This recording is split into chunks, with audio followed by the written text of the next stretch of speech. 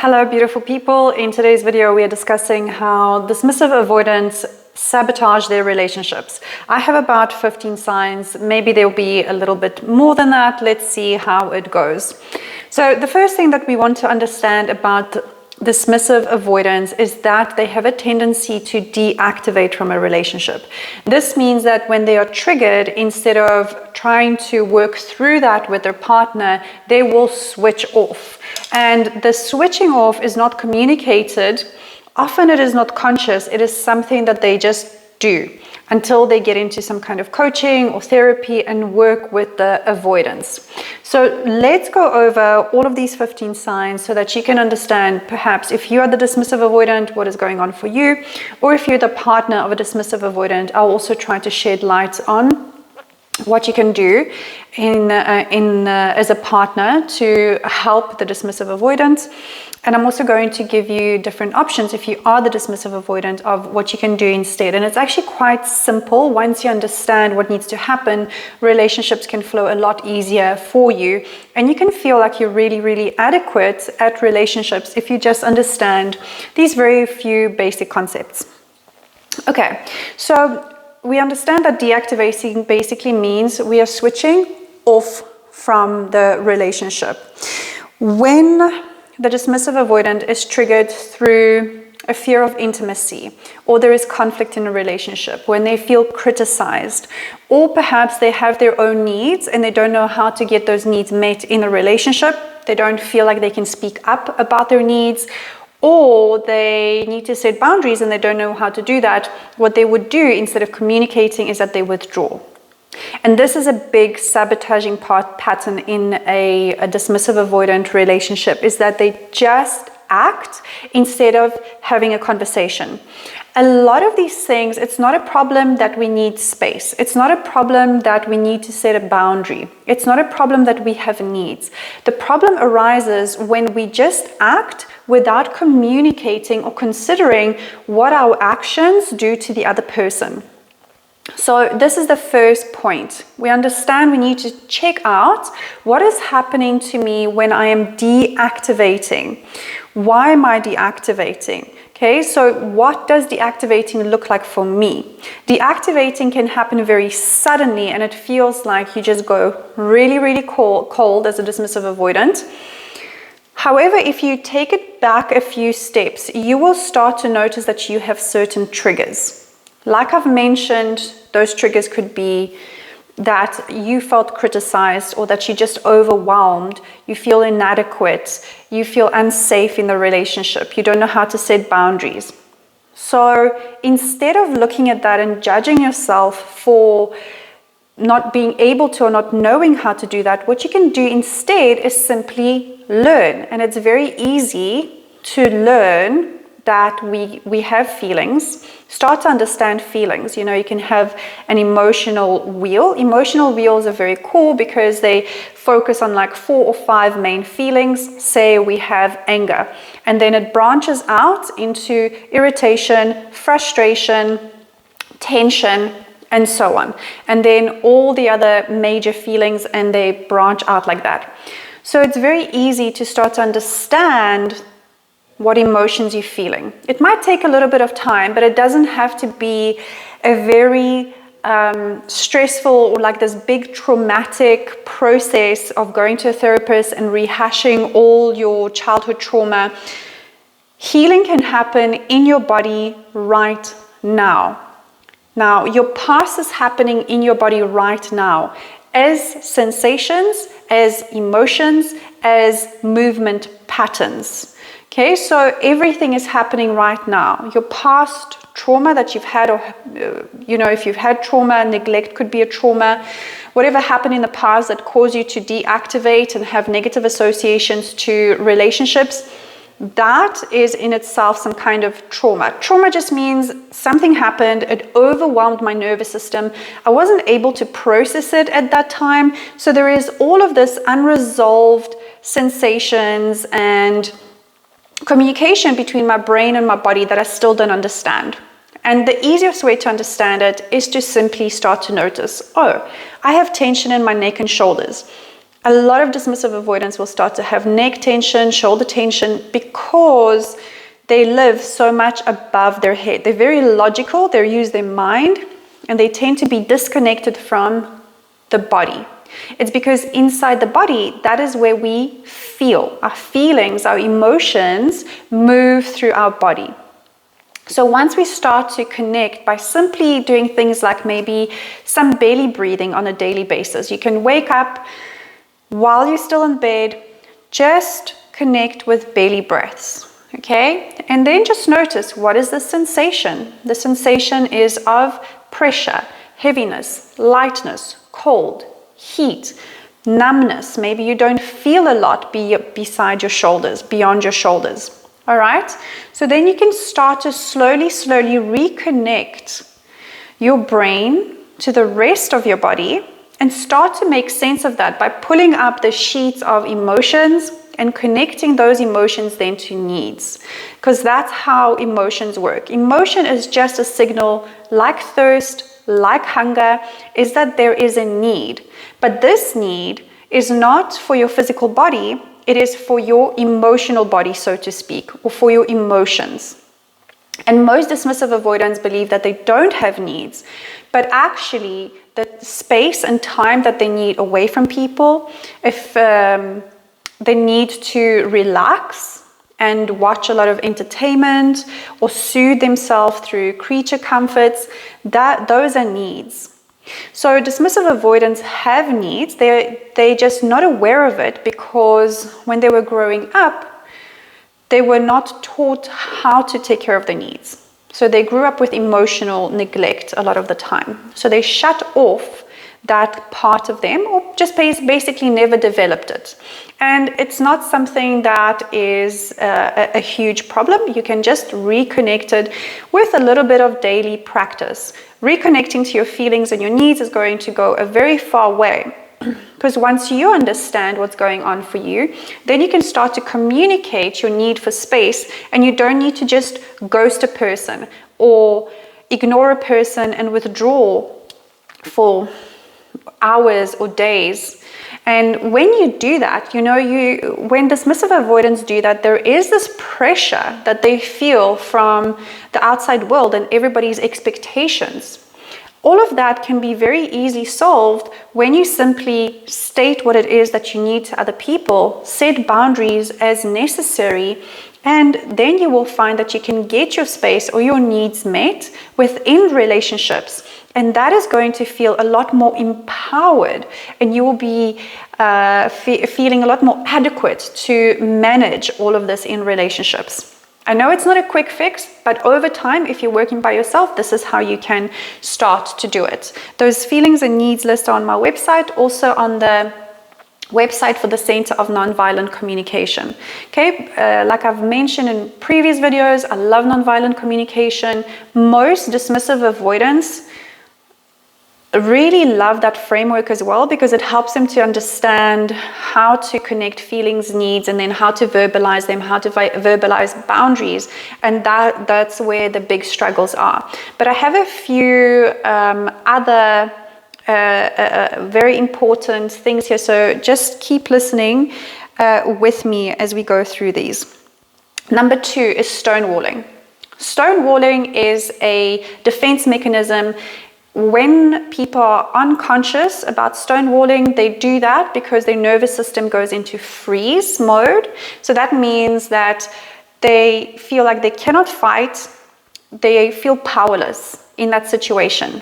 Consciously, they might not know that they're feeling powerless, but on a nervous system level, their nervous system is like this trip switch, and it goes like, okay, there is a threat, and I don't know how to deal with this threat, so I'm just going to immediately go into freeze mode and just survive. And they stonewall. And that causes problems in the relationship, of course, because the more they stonewall, the more the anxious preoccupied gets upset, or the fearful avoidant gets upset. Usually the securely attached partner will say like, hey, I can see that perhaps you need a little bit of time off. Let's come back to this and talk about this a little bit later, but stonewalling is not a great way to handle conflict. So let's try to work things out in the future that you don't stonewall. Let's talk about how we can shift through this, right? So there is no stonewalling, because that is unhealthy and it damages relationships.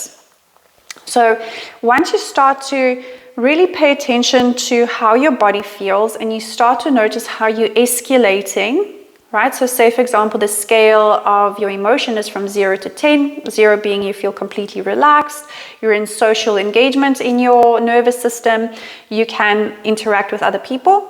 And then on 10, you're completely frozen, shut down. You don't know what to do. You feel that if I say anything in this relationship or do anything, it's just going to make things worse. And this is why a lot of dismissive avoidants also stonewall in conflict, is because they feel so powerless that no matter what they say or do, the other person is not going to hear them, and they're going to just make the argument worse. There is no point. Okay, so they might say, it's like, there's no point, it's just going to be worse, so I'm just going to wait it out until it blows over. And then nothing really gets resolved. And the fights that you will have with anxious, preoccupied, or fearful avoidance are going to be extremely explosive, because when we stonewall, the other person feels ignored, unheard, and often uncared for. And yes, it is their responsibility about their feeling and managing that. However, we're working with a dynamic. Okay, so we can help each other to de-escalate conflict. And both parties, when we're working, especially with insecure attachments, we have to work together to create a relationship that we want to be in. And that's very, very possible. And the bridge that we can build is through communication. Because communication is that bridge. And that's what's challenging for most dismissive avoidants. And they get asked and almost pestered by the fearful avoidants or anxious preoccupieds constantly, like, what are you feeling? What is going on for you? What are you thinking? Trying to get more information from the dismissive avoidant, which can make the dismissive avoidant feel really trapped and stuck and like they're losing their freedom. So that's very anxiety provoking for the dismissive avoidant. So if you just start to connect with your own feelings and needs, right? Because you can't answer these questions. Often your partner will ask you what's going on for you, and you don't really know, because you've been so much in your head. You're thinking about work, or you're thinking about school, or whatever it is that might be preoccupying your mind. You're not really dropping down into your heart, into your body, into your belly, into those areas that really carry a lot of our feelings. And I know a lot of dismissive avoidants, like I said, carry their tension in their shoulders, because that's kind of like on an energetic level where energy gets stuck if you're into energy. I know maybe dismissive avoidants are not that much into energy, but you will feel it in your body that you're very tense from neck and shoulder.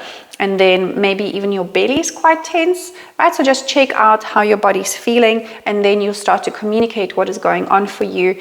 And in due time, you will see that that communication that you're avoiding is actually the thing that is going to take your relationships to the next level. It is going to bring you more peace and more harmony, because once you can tell your anxious partner or your fearful avoidant partner, or even your secure partner, that, hey, you know what?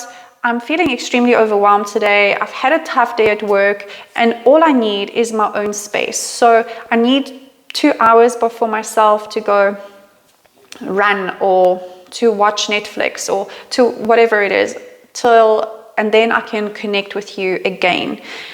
And I know that sometimes this causes anxiety for you, especially if you're dealing with an anxious partner or a fearful avoidant partner that is now in the relationship leaning more anxious. Then you also address their fears and say, like, hey, you know what? I know that me taking space away from the relationship is anxiety provoking to you. So I just want to reassure you everything is fine.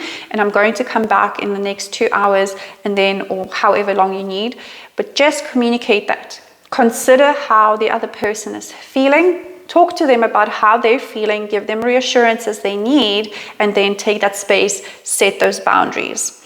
Now, I know that a lot of anxious preoccupieds will have a really hard time with sticking to boundaries, and this is why it's so important that both people in the relationship are doing the work. That you have discussed this beforehand about what are you going to do when this happens. So you can already say, it's like, hey, you know what, we've got this pattern in a relationship where you get very anxious when I'm distant, and I get very scared of engulfment, or I just don't like it when I feel like there's a lot of pressure on me. So what are we going to do? How are we going to create a strategy that is going to work for both of us? What are some of the agreements that we can do? What are the practical things that we can do? What do you need to hear from me as the anxious person when I take that space? And what are you going to do to soothe yourself in that space when I'm taking time out? Okay, because both people need to understand how to fulfill their needs and keep each other safe in the relationship. And just having these type of conversations is revolutionary. And I know dismissive avoidants often don't want to do this, but this is what's actually going to give you freedom that you are seeking in your relationships. Number 3, fault finding and criticizing. So remember, I spoke about the deactivating part of the attachment. So that's like flipping the light switch off. Basically means I don't want to be in a relationship. Now, why does this happen? When dismissive avoidants were growing up, they craved, like all kids, crave connection, crave love. They have needs, they need their parents. But due to emotional neglect, maybe the parents were working most of the time, they were not at home. Maybe they were bullies. Maybe they were rude to the child. Maybe they were just simply dismissive and avoidant themselves. They did not take care of the child's emotional needs. So the child had to learn, how do I cope with this situation? How do I survive this? I have all of these needs. And since my parents are not there or my caretakers are not there, what am I going to do? I am going to find a way to switch off my needs for the relationship. Okay, so they've over time developed these tactics or these strategies to diminish their need for connection. And because they had to do them over and over and over and over, it just became automatic. It became automated, just like a heartbeat, just like your liver function. They don't think about it now. These strategies just switch on in their head, and then people almost are like on automatic, right? So we like on default. So, I've studied with Thais Gibson, and she used to say that if you do not repattern your subconscious mind, your conditioning that we got from childhood, that your parents are still running your life. And I really love that, because this brings our attention to how much of our conditioning comes from childhood, and that we can change it. So we have the power to change that.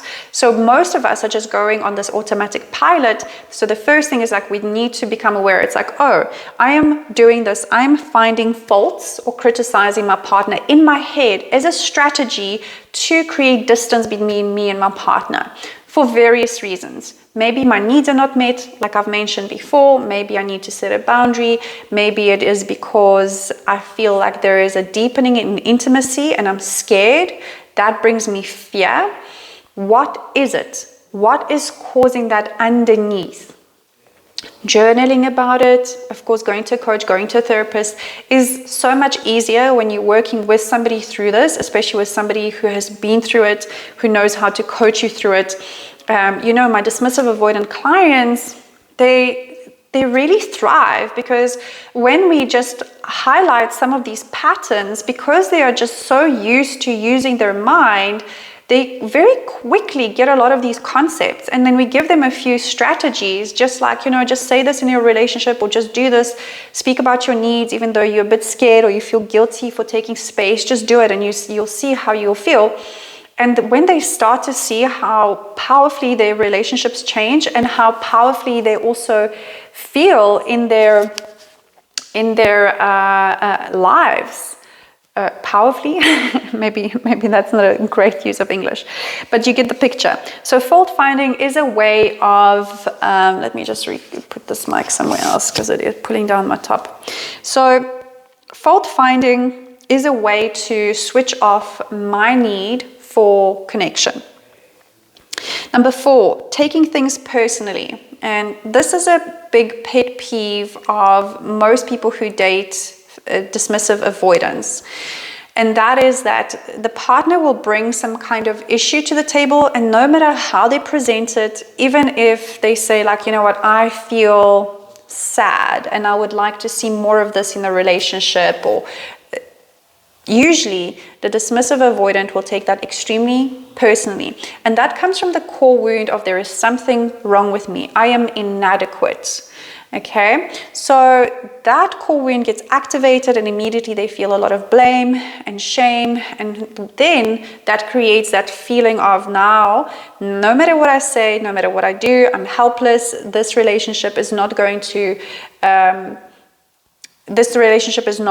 well. I cannot be what this person wants from me. They start to feel overwhelmed, and then they withdraw and stonewall.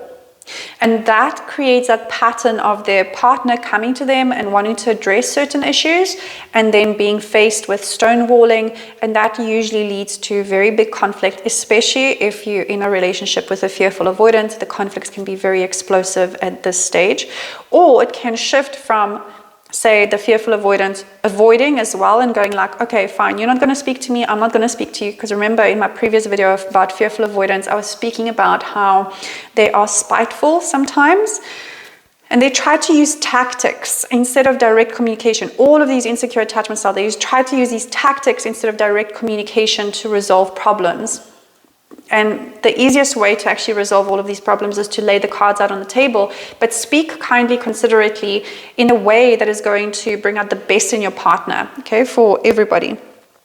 And another reason why this usually doesn't go well, these interactions, is because the dismissive avoidant has this idea that everybody should be hyper independent. Nobody should need things from me, and I should not need things from anybody else.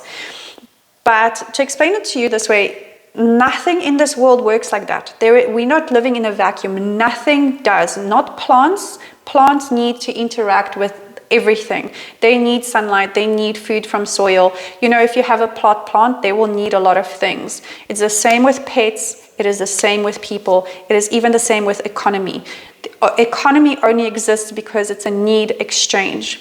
Relationships are exactly the same. We are exchanging needs. So we need to be in harmony with how we're exchanging these needs. So if one person needs a tremendous amount of time and reassurance, and another person hates giving time and reassurance, then maybe that is not a very compatible relationship. And that's what you have to figure out. Of course, you know, Matt and I have worked through our own attachment styles. I had fearful avoidant, he was dismissive, and some things that seemed like incompatibilities we could work through because they were actually just symptoms of insecure attachment. So if you want to go on that journey with your partner, you definitely can, and there is healing. But there comes a stage that if you realize that, you know what, I really don't want what my partner wants. Like say, for example, my partner wants to have a child, I don't want to have a child. That is a big incompatibility.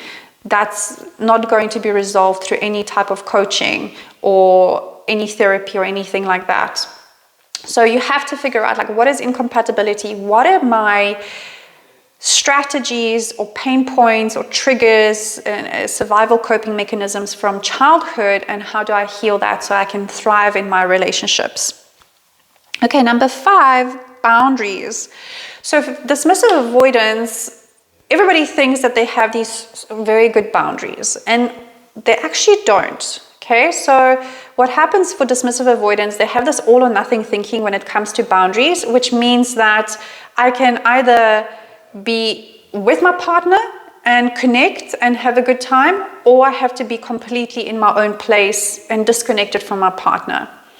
Meanwhile, there are things like, you know, we can spend a little bit of time together when we kind of like parallel play, right? I can do some of my work while you're cooking dinner or exercising or watching Netflix. So we can still kind of share space together. So for dismissive avoidance, start to find the gray areas.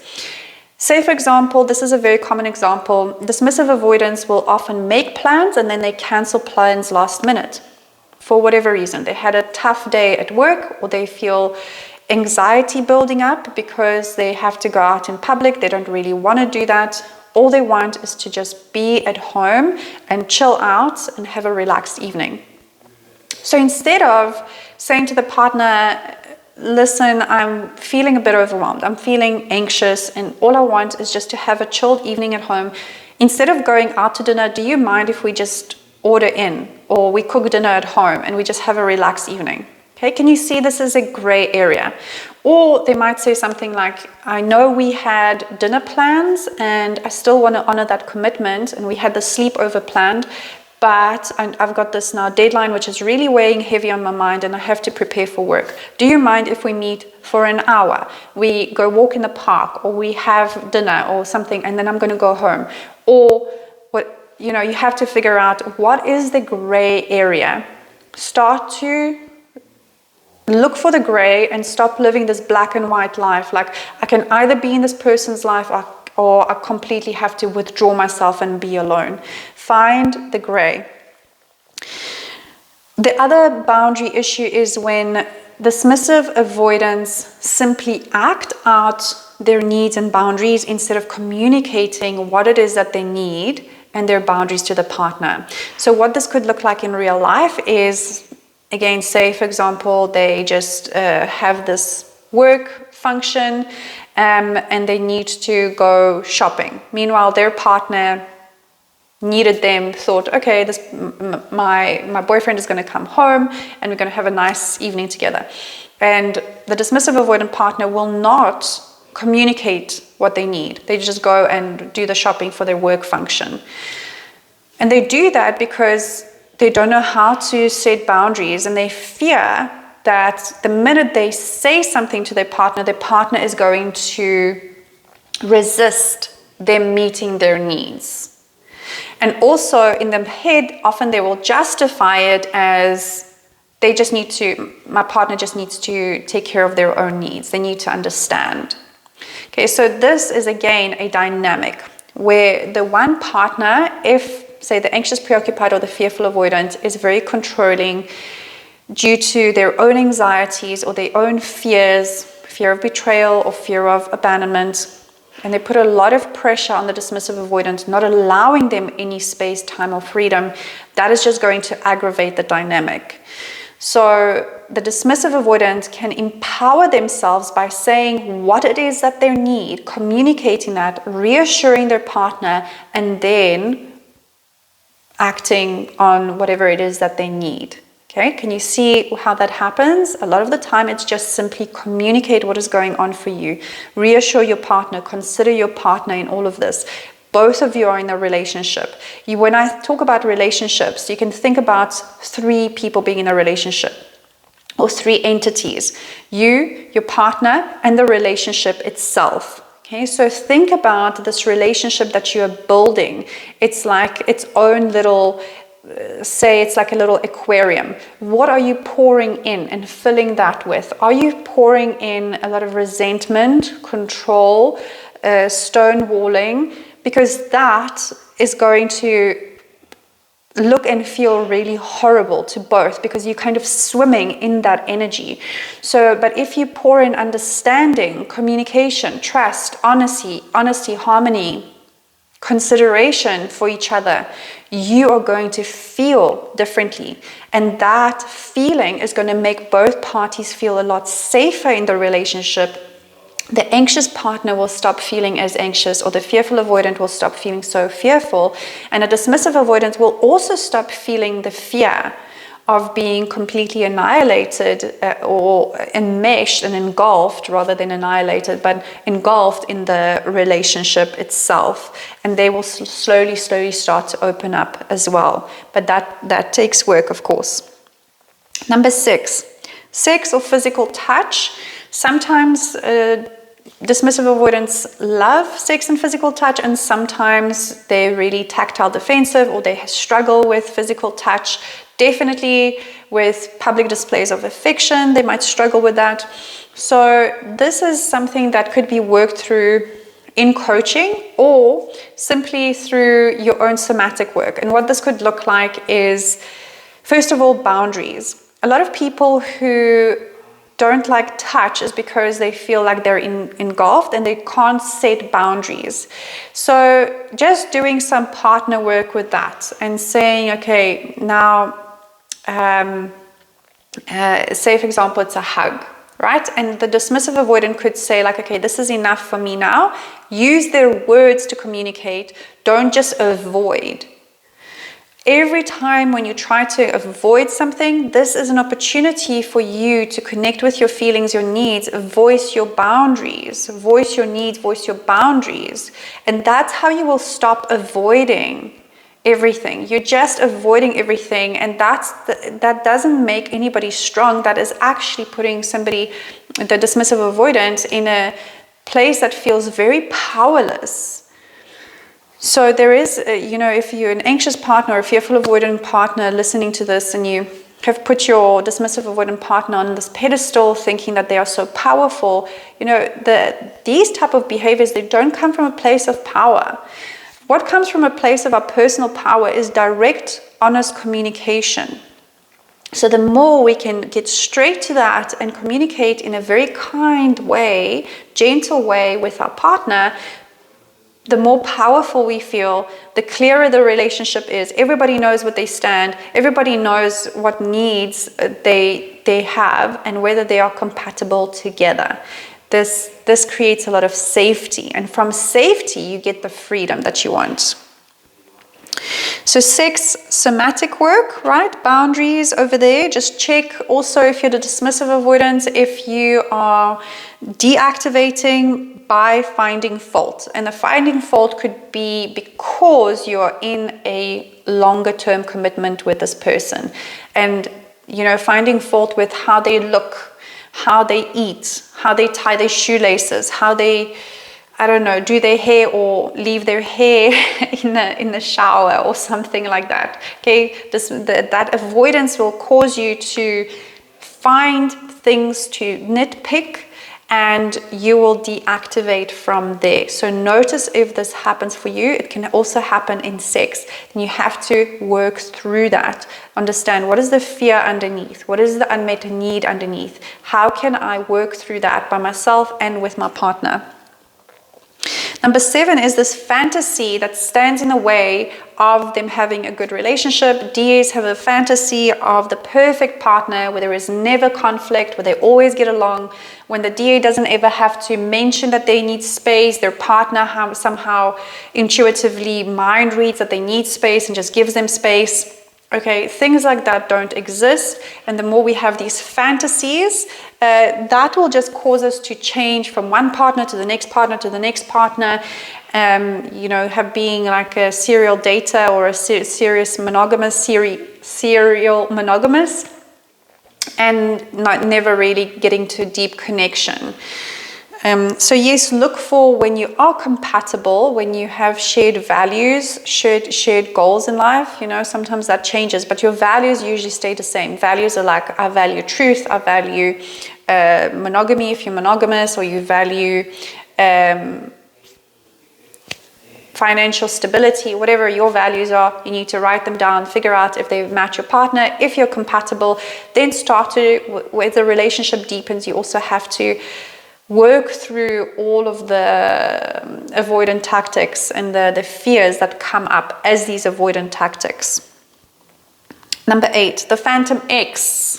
Yes, so for many dismissive avoidants, another way to deactivate from the relationship is to think about their ex and how their ex was a lot better and how they maybe had better sex or better communication. And in retrospect, that past relationship looks great, but if they are really honest with themselves, they experience the same thing or very similar things in that relationship where they were finding fault with the person, really struggling to resolve conflict, setting boundaries. They had very similar problems.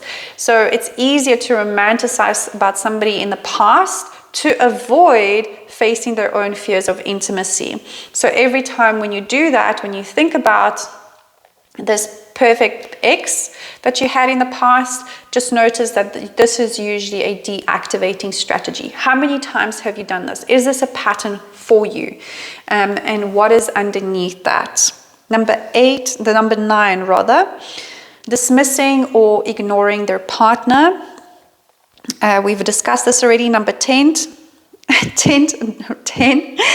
a resistance to meet others' needs and hyper independence. We've also mentioned this as well. Number 11, low in empathy.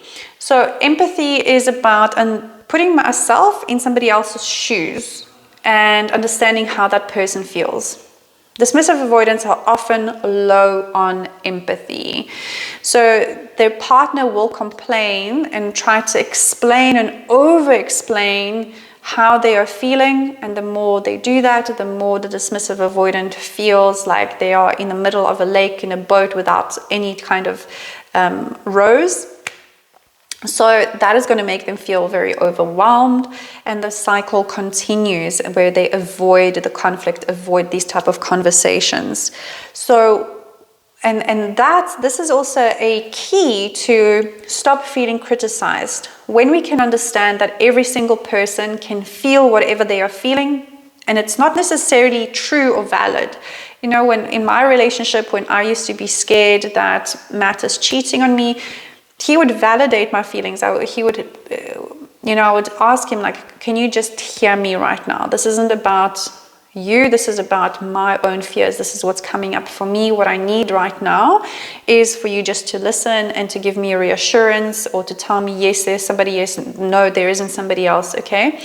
So you can work on this in relationship with somebody. So I had to take my own responsibility as a fearful avoidant, fearing my trust is going to be broken. I had to communicate that in a way that he could hear. And I had to reassure him that, hey, I'm not blaming you. I'm not criticizing you. All I am saying is I'm relaying my inner feelings that are not related to you and what it is that I need from him. This is what the partner of the dismissive avoidant can do, is just tell the dismissive avoidant, this is what I need to hear. This is what I need from you right now. Are you able to fulfill those needs? How can we negotiate them? Okay, because dismissive avoidants often don't know. It's like a hot potato. They don't know how to deal with their own feelings. So when other people's feelings come up, they really have no idea. It's like this hot potato. They're just trying to throw it away, just like whatever used to happen in childhood, just smooth over it or make a joke about it or avoid it at all possible costs. So telling them about exactly what it is that you need can make them feel a lot more adequate in the relationship. Number 12. With the empathy, it will also help the dismissive avoidance to not feel criticized. So it's a win-win situation. Learn to empathize. Number 12, resistance to change. So I've heard a lot of dismissive avoidants say that I'm getting into a relationship, nothing should change, nothing in my life shouldn't change, I don't have to change, take me or leave me as I am.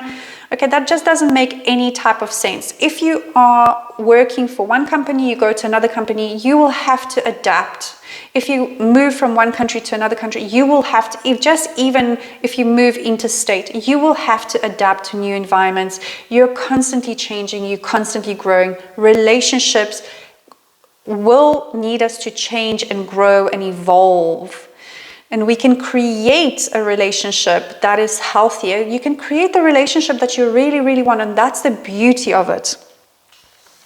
Number 13, excess creature comforts and numbing. Instead of connecting with their feelings and having positive ways, behaviors to deal with those feelings. The more you numb, the more you disconnect from yourself, and then it's going to be difficult to connect with other people. That also increases your feelings of shame, because what it is that you do in private, you think about when you are in public and you feel like everybody knows about it. So it lowers your self-confidence.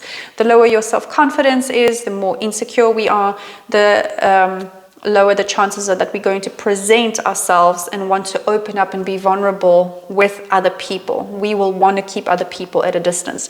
So learning how to move through your emotions, works like DBT, dialectical behavior therapy. If you're doing this work by yourself, go over it. Lots of information on YouTube, on the internet, by Marsha Linehan. And you can go through all of those sessions. Very perfect way to start with emotions. That's where I started. I never used to connect with my feelings. I didn't understand feelings at all. And that really got me to understand feelings. And then I went on to, of course, this was years and years and years ago, when I was in my early 20s. And then I went on to study other things. So DBT is a very good place to start. Okay, canceling plans last minute due to anxiety. I've also talked about this. Okay, usually this means that I need to find that gray area or set some kind of boundary or understand how to work through my own anxiety about going out in public, or invite my partner to do something at home. But at the same time, we can't avoid life all the time. If our partner likes going out, we don't like going out, we also have to meet somewhere in the middle. So it is very beneficial to work on becoming securely attached, because when you do, and it is possible for you, you don't have so much anxiety about just going out and being amongst people. Life just feels lighter and easier. Number 15, last one, not discussing future plans. Okay, in a relationship, when you don't discuss future plans with your partner, it leaves them thinking something traumatic from their past is going to happen now. So that just increases a feeling of insecurity in the relationship. And then your partner might feel, they might actually leave because they think, you don't actually care, there is no future, this is a situationship. So you don't have to, none of us knows exactly what's going to happen in the future. I don't know what's going to happen in the next year, 5 years, 10 years, but what I can say is that as I am right now, I want to continue working on my relationship, working on my business as it is. Like I've said in my previous video, in addition to being a relationship coach, I'm also a yoga teacher, and I always thought that was going to be my main thing for the rest of my life. I was kind of like married to yoga, when most of my work now is relationship coaching, and a lot less in yoga teacher trainings and teaching yoga. So I didn't anticipate that, but I poured my life, my energy into that for so many years. And we can take that into relationships as well, right? So you can talk about the future, even though, a dismissive avoidance, you must probably be thinking logically that I can't tell you what's going to happen tomorrow. Yes, that is true. But what is your intention? Do you have the intention to keep working on this relationship with your partner? What is your intention? Okay, and then discussing that can make the relationship feel a lot safer. You will also figure out if you're really compatible with somebody or not, because if you don't have any intention of ever getting married, ever having kids, and then your partner wants to get married, wants to have kids, you can go on and string each other along like this by not talking about things for years. I know some people who were in relationships for 10 or even more years where nothing was defined and it never felt solid. Was the relationship a failure? No, they both got something out of it, but then eventually they had to separate because they've invested a lot of time, but they were not on the same page. Okay, so save yourself a lot of time and pain in the future by really feeling into what is it that I want, and then being honest with your partner about that. My name is Patrycja Machocka, and I am a relationship coach. I have the Love and Thrive School, where we help people shift from surviving to thriving and have lives of love, safety, and freedom. Thank you so much for being here, for all your beautiful comments and sharing this with your friends. I hope this work really helps you, and let me know if you have any questions down below. Big love.